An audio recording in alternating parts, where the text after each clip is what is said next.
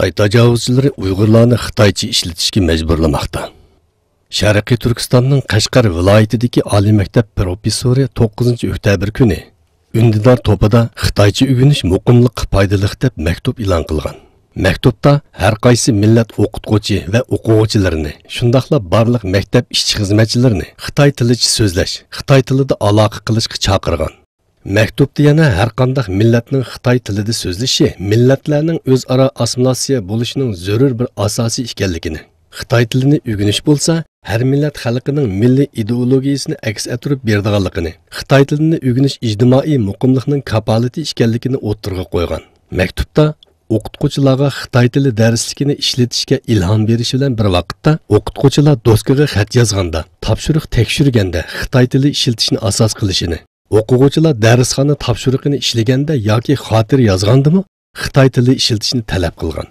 Yaqinda Sharqiy Turkistondagi Ma'rif universitet boshlig'i Sun Xongming Yer shari vaqt gazeti muxbiriga Sharqiy Turkistondagi har darajalik maktablardagi o'quvchilar navbatda Xitoy tilida dars o'tish, Uyg'ur tilini amaldan qoldirishni ishga oshirmoqda. Maktab sirtidagi kishilarga Xitoy tilida aloqa qilish talabini qo'yish ikkinchi bosqichli plan degan.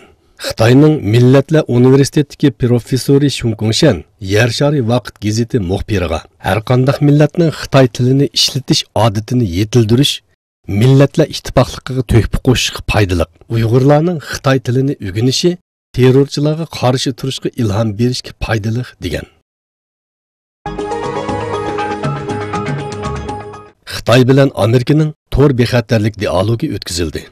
Xitoy bilan Amerika tor bexatarlik sahnasida nurg'un qitim qarashlashgandan keyin ikki taraf dialog qilishga boshladi. Tor bexatarlik sahnasidagi aloqador qonunlarni tuzib chiqish va tor bexatarlik sahnasidagi dialogining tunji qitimligi Amerikaning Washingtonda o'tkazildi. Kataloniya bugun mustaqillik e'lon qilish oldida. Ispaniyaning sharqiy qismiga joylashgan Kataloniya avtonom hukumatining bugun mustaqilligini jakarlashi kutilmoqda. Kataloniya parlamenti 1-oktyabrda mustaqillik masalasi bo'yicha o'tkazilgan umumiy xalq bilet tashlash faoliyatidan keyin bugun tunji qitim mavjud siyosiy ahvolni muhokama qilish haqida yig'in chaqirdi. Kataloniya bosh ministri Carles Puigdemont o'tgan hafta mustaqillik e'lon qiladiganliklarini bildirgan edi.